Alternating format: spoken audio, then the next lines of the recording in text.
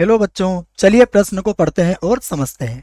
निम्नलिखित फलनों के प्रांत और परिसर ज्ञात कीजिए। और हमें एक फलन दिया गया है वर्गमूल 9 माइनस एक्स की घात 2। तो हमें इसका प्रांत और परिसर बताना है। तो हम प्रांत और परिसर को पहले समझ लेते हैं हमारी मुख्य अवधारणा में। तो हम इस प्रश्न के लिए सबसे पहले मुख्य अवधारणा लिख लेते हैं, जिसकी सहायता से हम इस प्रश्न को हल करेंगे। ठीक है प्यारे बच्चों। तो प्रश्न के लिए मुख्य अवधारणा में हमें सबसे पहले पता होना चाहिए कि प्रांत क्या होता है।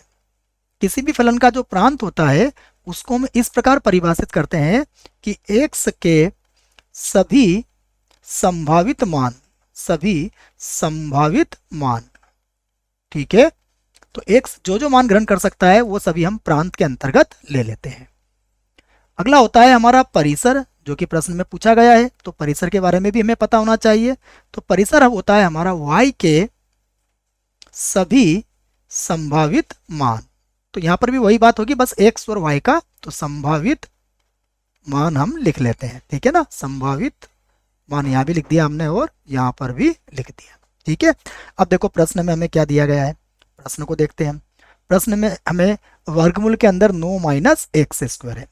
तो मैंने इसको y के बराबर ले लिया और वर्गमूल के अंदर हो गया हमारा 9 माइनस एक्स स्क्वायर, ठीक है। अब आप देखो ध्यान से, हम ये कहेंगे कि यदि हमारा y क्या है, वास्तविक, हम y का मान वास्तविक मान प्राप्त करना चाहते हैं, तब क्या होगा, तब ये होगा कि जो ये वर्गमूल के अंदर की संख्या है यह आपको सदैव धनात्मक ही मिलेगी। तो आप ये चाहेंगे कि 9 माइनस एक्स स्क्वायर का मान सदैव क्या मिले आपको, 0 से बड़ा मिले। अगर 0 से छोटा मिला तो फिर क्या होगा, काल्पनिक हो जाएगा, ठीक है। तो यहाँ से देखो आप एक्स स्क्वायर को एक इन असमीका के इधर ले गए, तो ये हो जाएगा एक्स स्क्वायर छोटा हो जाएगा किससे, 9 से, ठीक है। तो एक्स स्क्वायर का मान 9 से छोटा है, इसका मतलब एक्स का मान क्या हो सकता है, -3 और +3 के बीच में हो सकता है।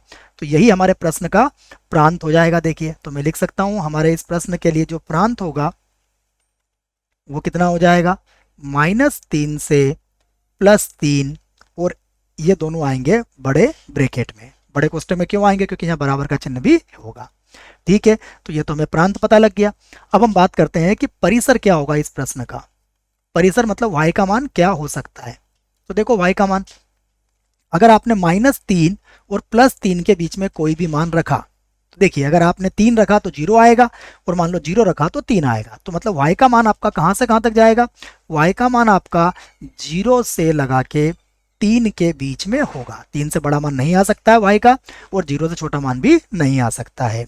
तो आशा करता हूँ आपको इस प्रश्न का उत्तर समझ में आया होगा। धन्यवाद।